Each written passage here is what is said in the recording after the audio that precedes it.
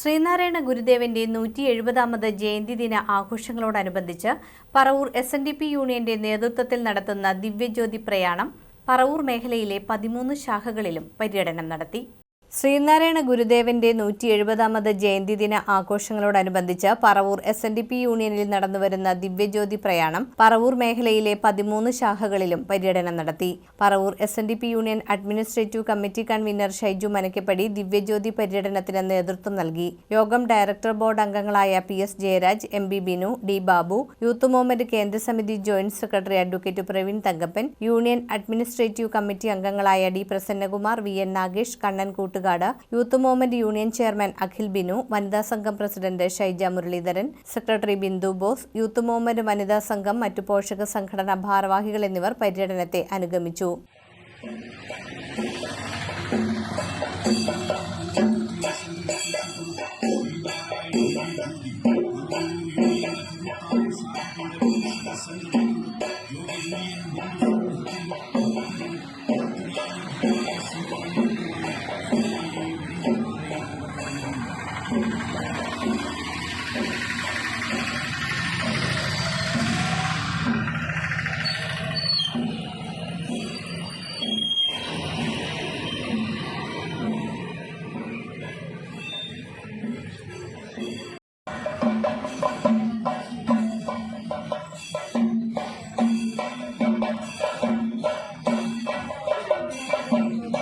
നഗരസഭാ councillor Shri Ranjith Mohan union കലാമത്സരങ്ങളുടെ സമ്മാനങ്ങളും നിർവഹിക്കുന്നു.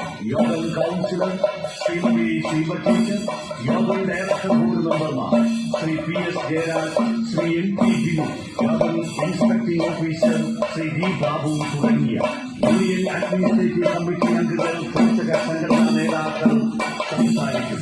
ഏവർക്കും ജയന്തി ആഘോഷങ്ങളിലേക്ക് സ്നേഹസ്വാഗതം.